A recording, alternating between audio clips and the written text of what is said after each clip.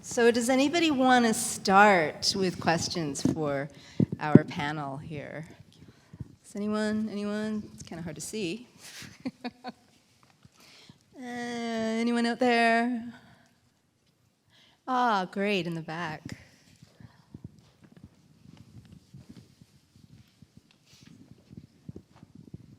Hello.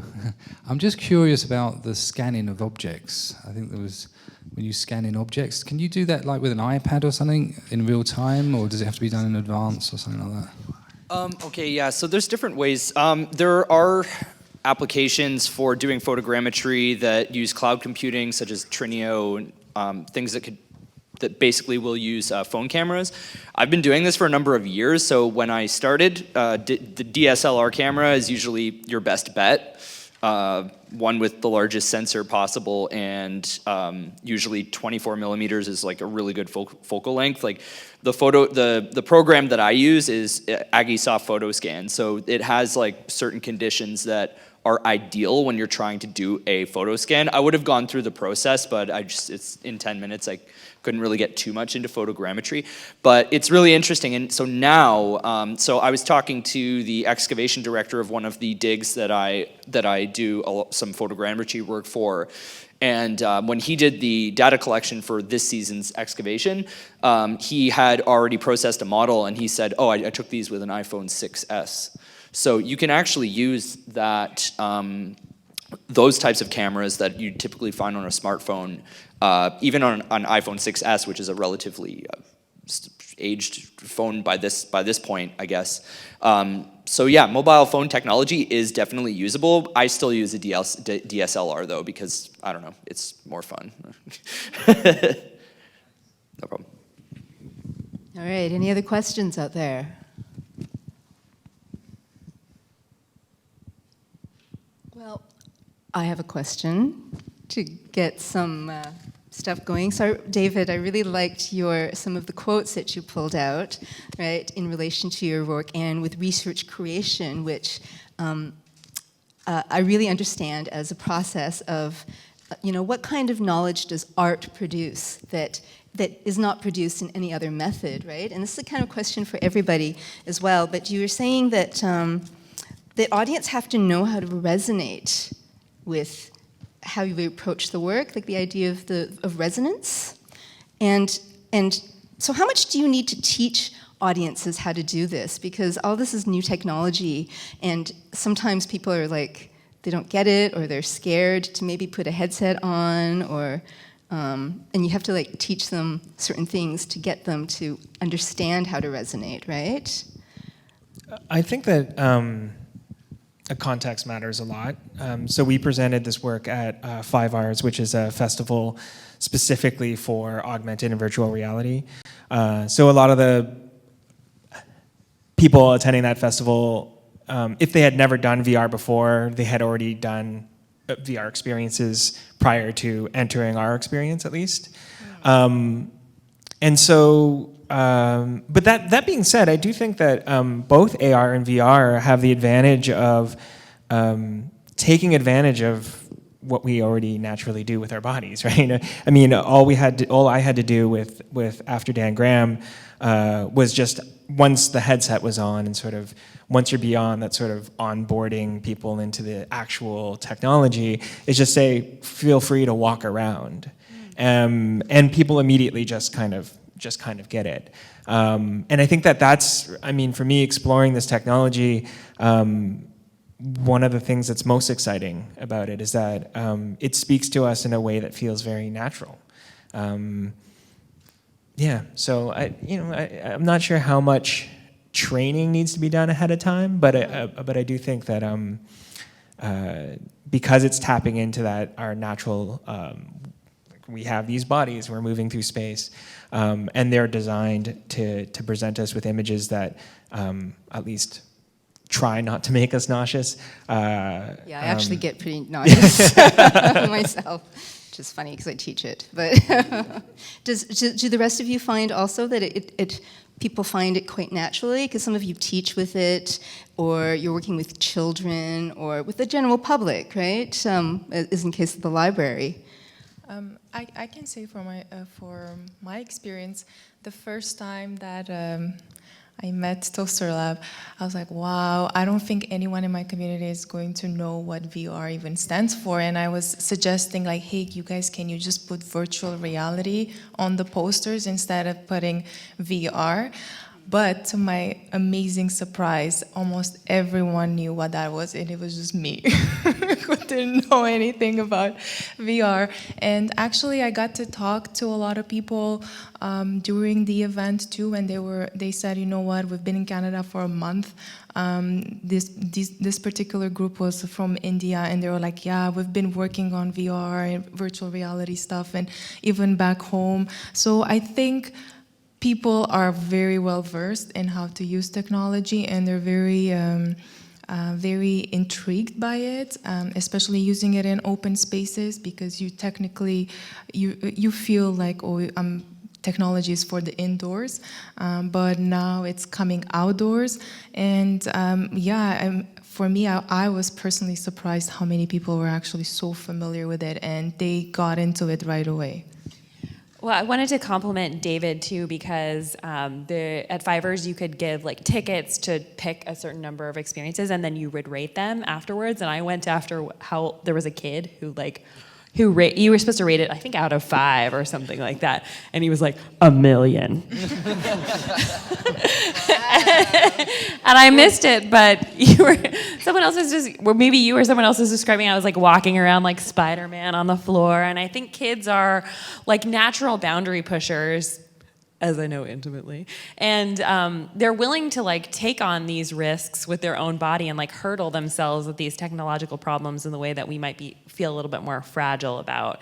And I think the kids working with our cameras were like willing to be like, absolutely, I will climb to the top of this tree holding a monopod in my hand. We were like, please hold on to the tree.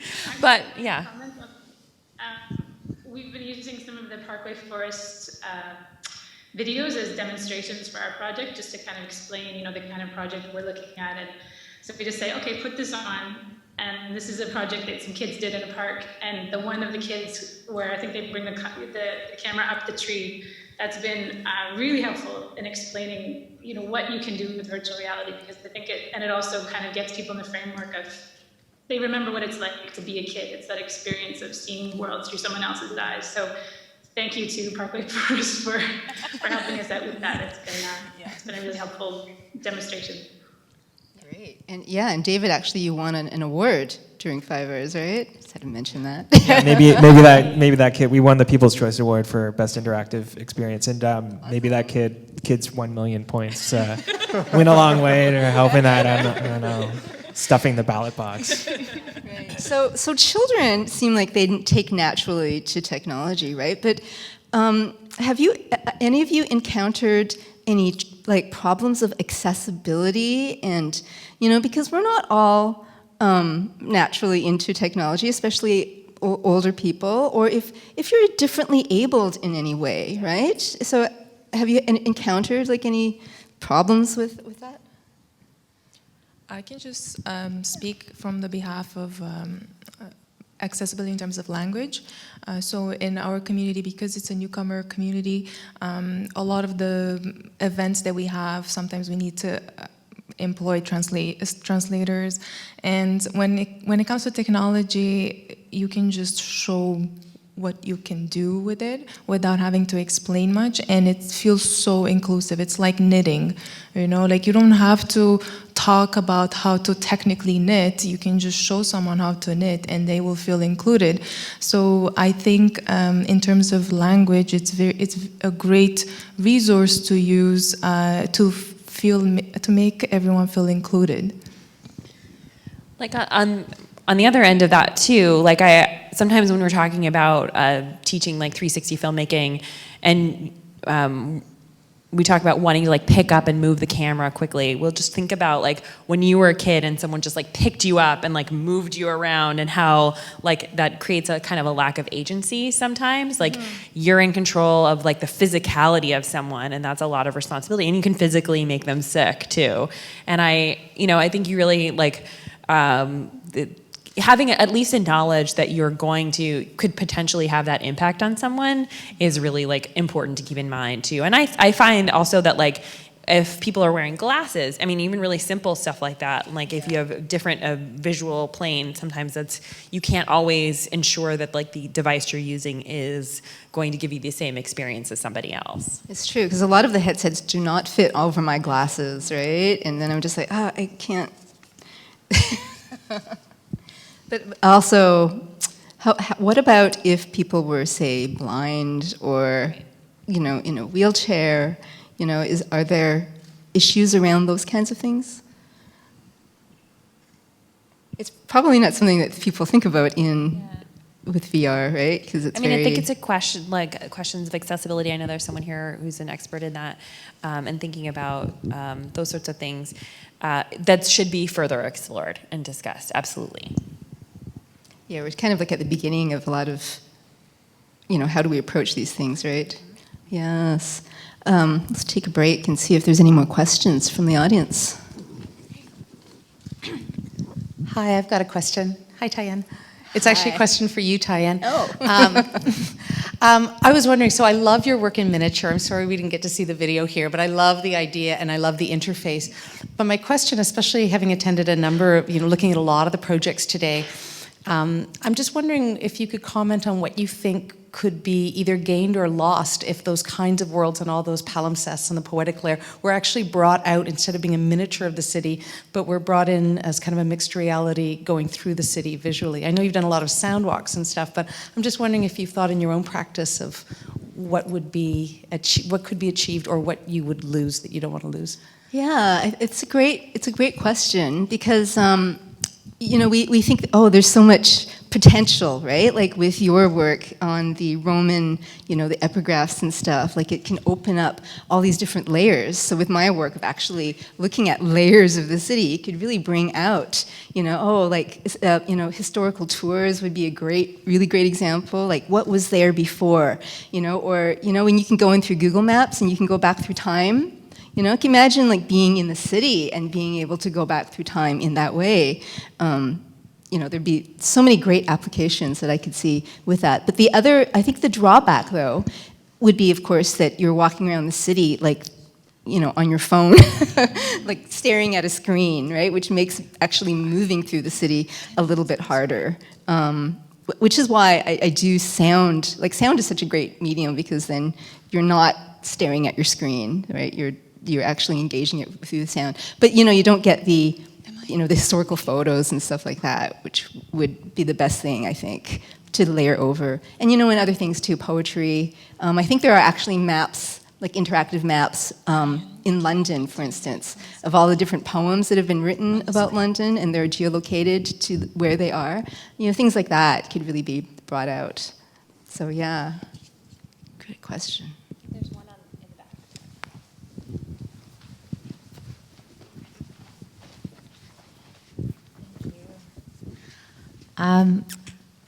I was wondering if anyone on the panel can speak to the potential of emotional affect with augmented reality versus virtual reality, because I know with virtual reality, the affect is quite high.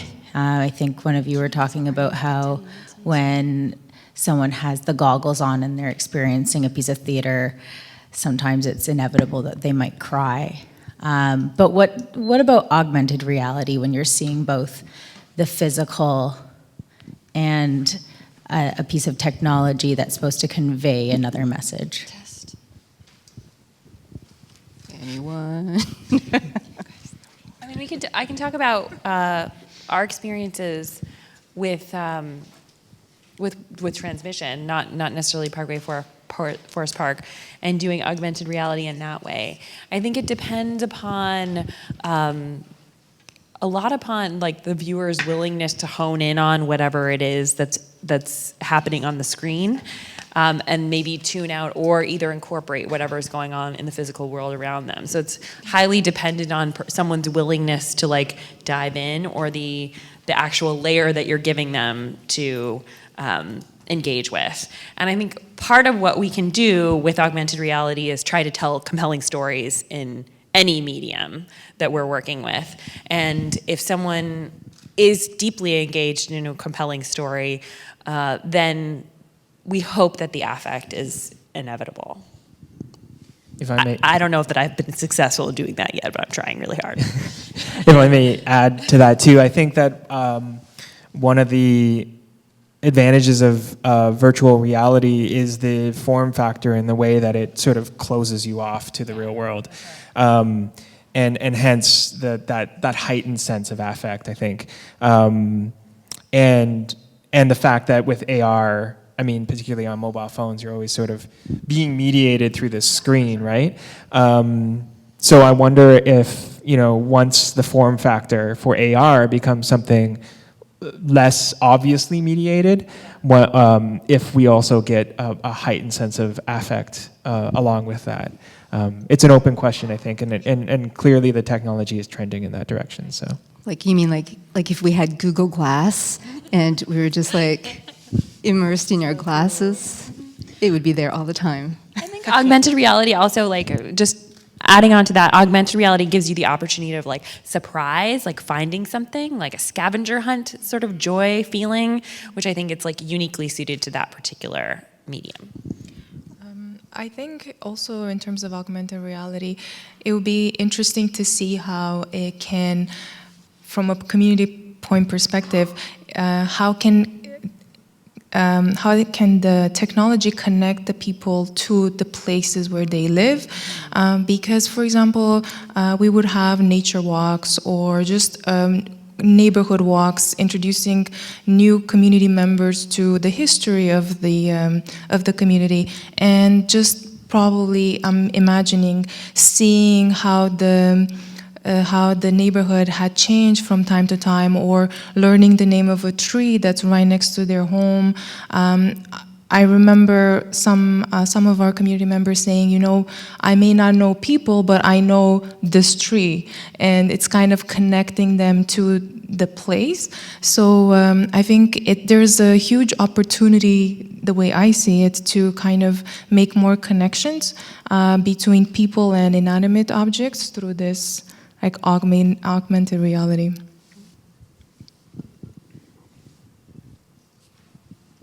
Yeah.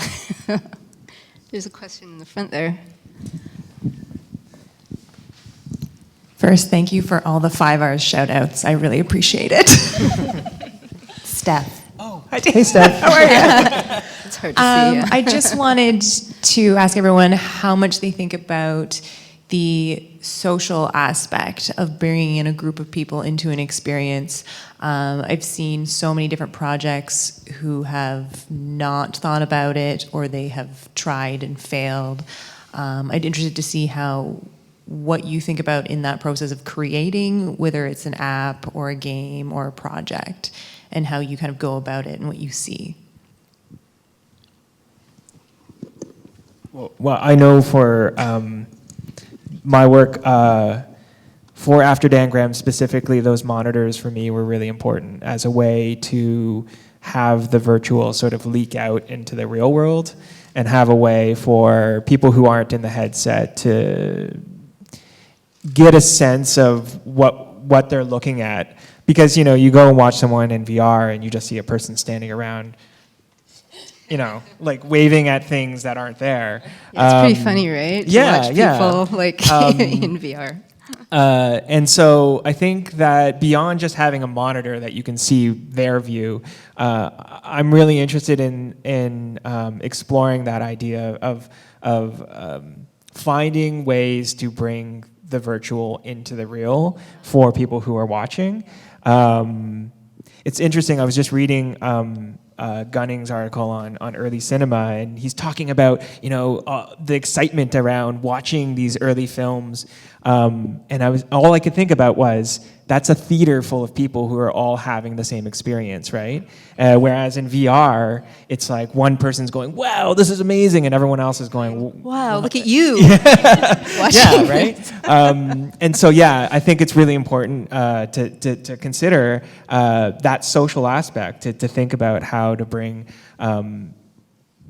whatever that experience is out, and particularly to explore the differences there, right? I think that there's a lot of potential to explore the differences. Yeah, it's a totally different way of, consuming media, right? And that's actually, I actually want to get a dome in media arts, right? So that we have like that, be able to have that immersive communal experience together. And that's like a whole other thing, like, going to the planetarium, like, right? But like the dome experience would be able to enable multiple people to have the same experience at once, but it wouldn't be as, the point of view would definitely be very different, right? Because VR is like you are, you don't have a body, or you do have a body, but it's a different body, but everything is your point of view. But in the dome experience, it would be more like, another world, like, but walking through another world together, right? And I'm interested in exploring that. I was on a plane once, and there was a guy with a Oculus Go headset on and noise-canceling headphones, like in a plane in the sky. And it was just like the image of like, bye, do not talk to me. And I think that's how it works for some people. And like, that might give them some sort of social relief from like reality that they really need or crave. And I think that's a valid thing too. At the same time, like something that's really important to me is like, especially working in augmented reality, it can be a social thing at the same time. Like you can have a shared experience. And at the same time, like depends on what you're showing in virtual reality too. Like we've taken 360 videos of our kids' birthdays, and it's been incredible to like really, like it almost feels like go back in time and experience those moments again in a way that we wouldn't normally be able to. Yeah, I mean, especially with archaeology, that's one of the reasons why I thought to take the photogrammetric work that I was doing and allow people to actually step into the site, because like there's all sorts of accessibility issues with archaeological material, like whether the prohibitive cost of travel or other reasons that people might not be able to visit a dig site while it's happening. And in that respect, it also has like a social aspect to it as well, in the sense that you have colleagues that might be all over the place, or you have your photogrammetrist is running around, and then your archaeozoologist is in Greece for 3 weeks or whatnot, and then you can get together and say, oh, just put the headset on and let's go through the site and talk about the stratigraphy or whatnot. So yeah. But I think also to your point, and I actually really loved the idea of exploring archaeological sites, is because I've learned a while ago that a lot of these sites are actually extremely fragile. So the more people actually go to these sites, they can get deteriorated depending on how much moisture there is, especially if it's an enclosed space. So I think in terms of social component, you can really use these videos or technology for generations to come. So in not only to just protect and inform about this site, but also to help others that may not be able to get there. So I think in a social perspective, it's not just about today, but it could be like many, many years from now on. So, Erin, did you want to say anything? Yeah, just one idea for our project was that we are creating an archive of sorts of the community and the stories that are happening in that community, so that it will also be available online for people to access, or for new people coming into the community to see what their library has to offer them, and also a little bit about the people that use it and their stories and histories. So I think it's definitely thinking about who the community is now, but also who can learn from that in the future. Great, and you know what? I think we're out of time. So thank you, everyone, and thank you to our audience for joining us today.